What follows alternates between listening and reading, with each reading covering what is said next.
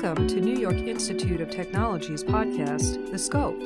Produced by the College of Osteopathic Medicine, our episodes focus on the medical school experience and how it helps shape future physicians. Learn about exciting new health and wellness initiatives, cutting-edge medical research and technology, and how to effectively navigate medical school. We are excited to have you join us. Good afternoon and welcome to the Scope podcast. I would like to warmly welcome our very special guest host, NYIT College of Osteopathic Medicine Dean, Dr. Nicole Wadsworth, who is joined by Mr. Irfan Buddha, Senior Director at Henry Schein Incorporated, and who is also an esteemed NYIT Com Advisory Board member. The discussion today will focus on evolving trends in healthcare and medical education and their impact moving forward. Welcome, Dr. Wadsworth and Mr. Buddha.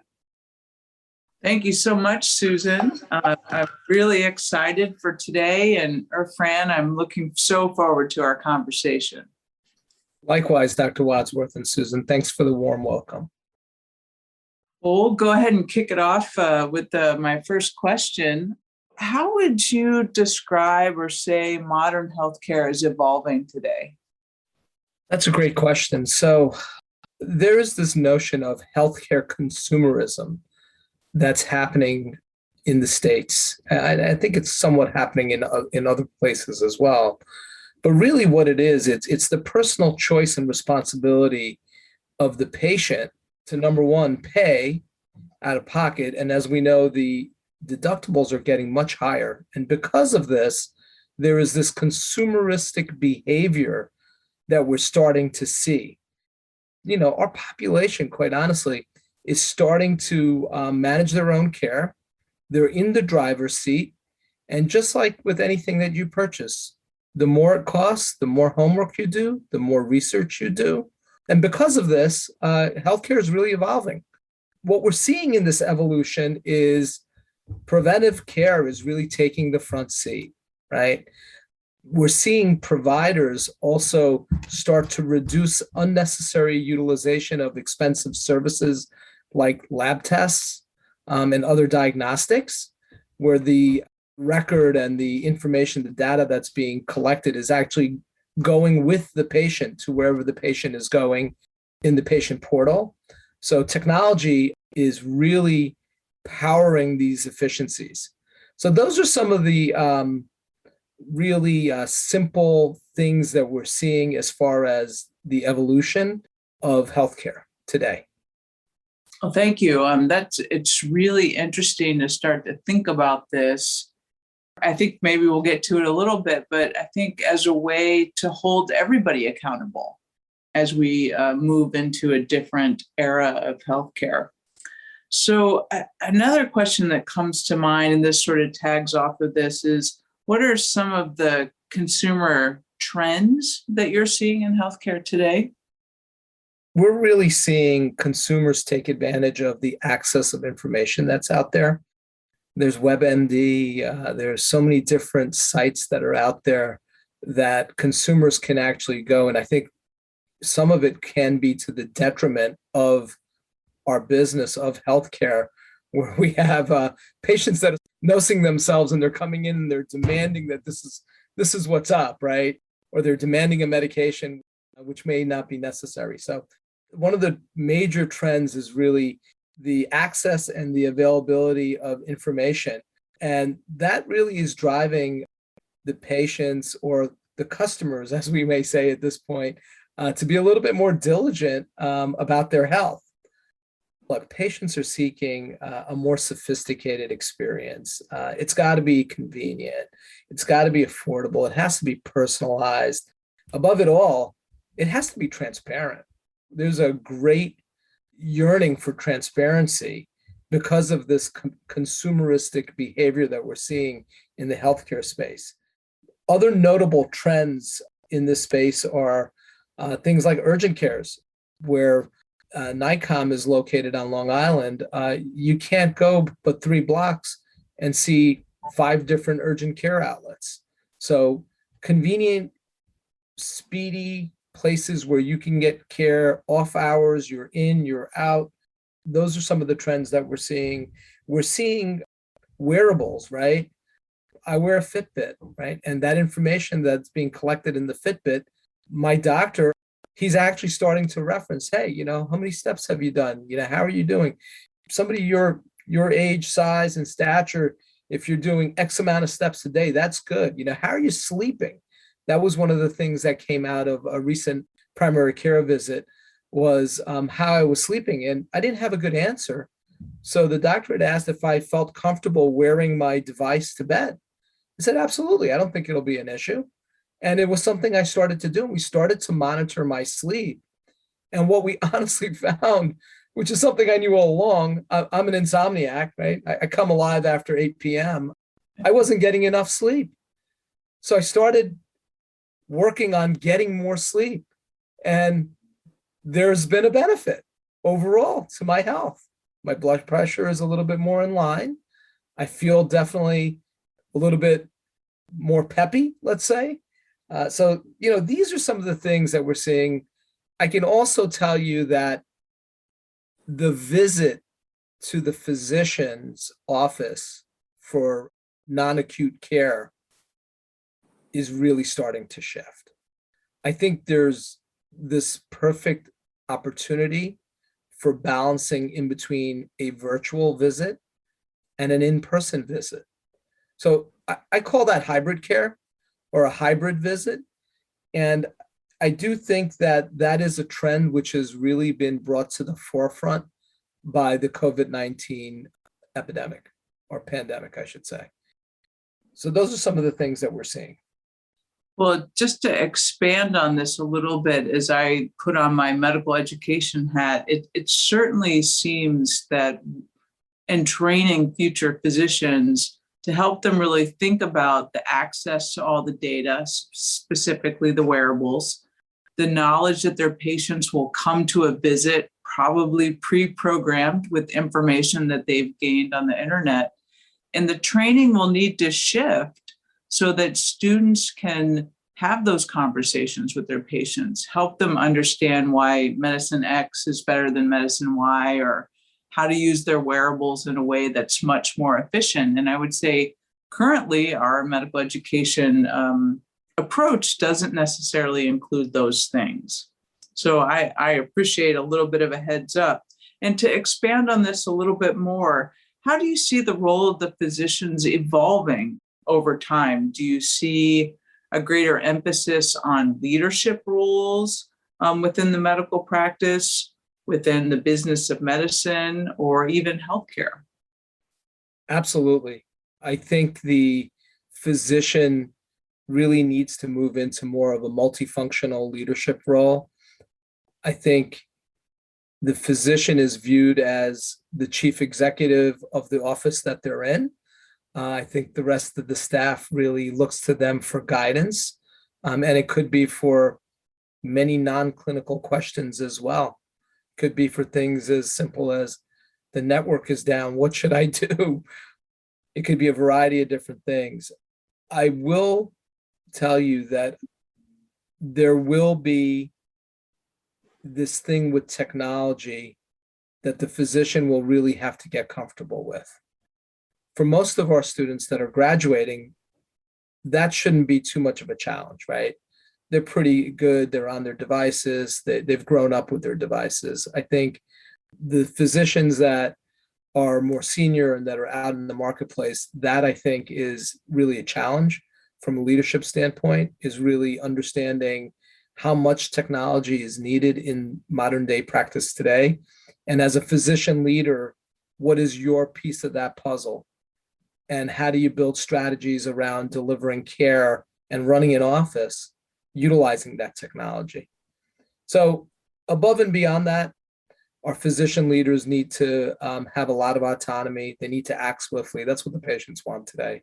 The consumerism is driving that. There's no doubt about it. I think with what's happening with value-based care and reimbursement, every single minute counts. So you have to be intentional. And above and beyond that, you have to be a strategic leader and you have to create a culture of caring. because that culture of caring that you build in your clinical setting with those that are part of your care team really starts to bleed into the care that the care team is delivering to the patient. So those are some things that I believe when it comes to leadership and clinicians, I think they ring true in my mind. Thank you. I want to go back to your comment about hybrid care, the trends that we're seeing. Certainly, COVID pushed this into the market, sort of in the forefront. We've seen a little retraction as far as the use of telehealth. How do you see telehealth really playing a role as we move into the future? That's a great question. I don't believe telehealth alone is the answer. I think it's a great first step to understand what the patient's needs and concerns are, if they aren't acute or if it's a quick touch base with the patient. That live interaction in between patient and physician is so important in building that relationship. And that relationship in between patient and physician is key. It's key to building trust. And I just feel that that's really hard to do in a virtual world. There's something about the touch that just makes you feel better. It's a great tool to utilize for load balancing, I guess would be the best way to describe it. It's really a tool. It's just like anything else that you would use for a diagnostic tool, right? Whether it's your otoscope or your stethoscope or blood pressure cuff, now we've got virtual care. Thank you. It certainly aligns with my bias. So I'm very much biased to that face-to-face interaction. And I think it has a place, certainly. And we talked a little bit about convenience of care, and it certainly does provide some degree of convenience. I don't think moving entirely away from that face-to-face interaction that allows for that relationship building will really be the full direction where we go. So I'm glad to hear that from you as a leader. One last question that's on my mind is, what, in your perspective, what should physicians and students understand about branding? Oh, that's a good one. Going back to some of my my time in marketing, and I start to think about branding. A brand really encapsulates your promise. That's what a brand is, your logo, your brand. And in this case, it's encapsulating your promise to your patients.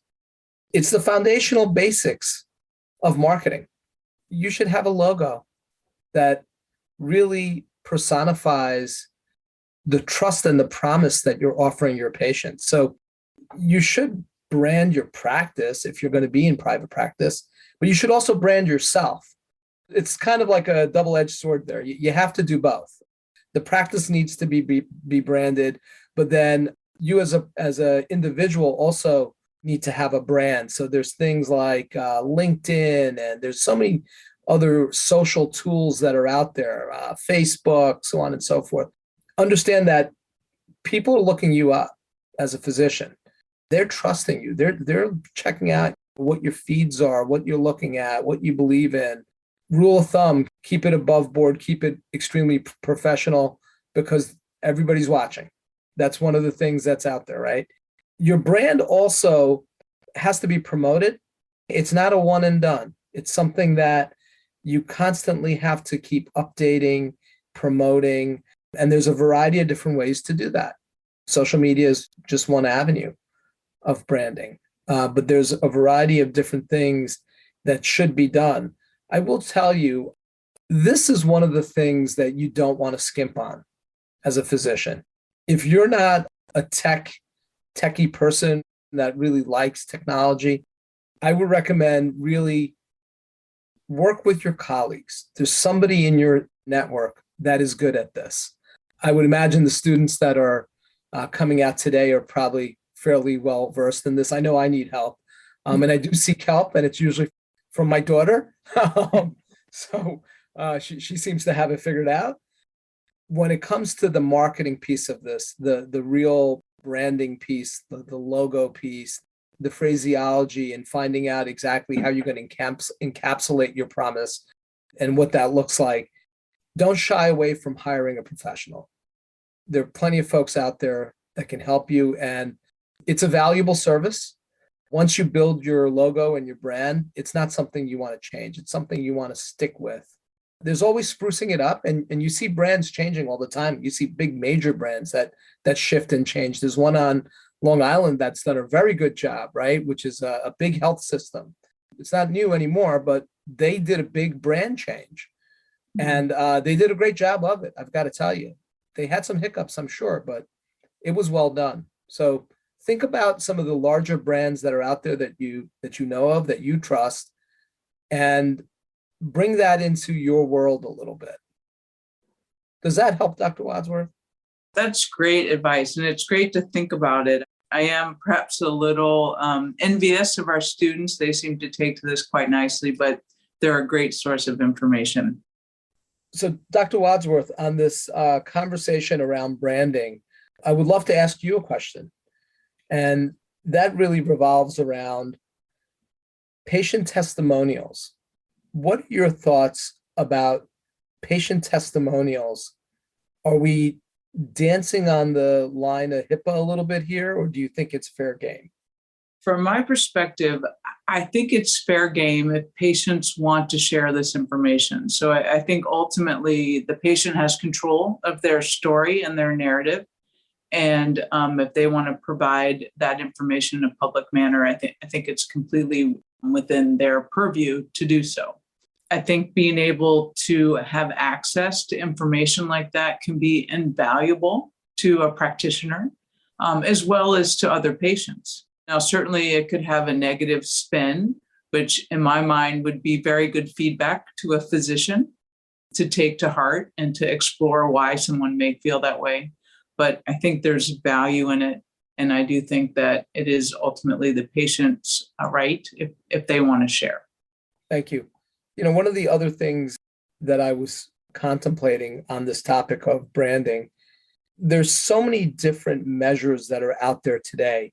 And certainly as a physician, there's satisfaction surveys that are out there. Do you also believe that that's fair game for somebody to use in their marketing and branding strategy for their practice or personally? I do. And when I was practicing in the emergency department, this was a big component of what we managed. There were the patient satisfaction scores. And again, I think it's an opportunity to get feedback and to, hold a mirror up to yourself and explore why you're receiving that feedback and what can you do to move forward. Certainly with any feedback, there's positives and negatives. And how you navigate that, I think, is really based upon how you're willing to explore what's happening in your area, whatever that may be, and move forward in a positive way. Excellent. Thank you. Thank you so much, Irfan, for taking the time. This has been a great conversation, and I look forward to future opportunities. Well, thank you so much for having me today, and I really appreciate the time. Thank you very much to our special podcast guests, Dr. Nicole Wadsworth and Mr. Irfan Buddha. Your insights, expertise, and shared experiences will certainly be of great value to healthcare professionals, medical students, and patients. We thank all of our listeners for joining today.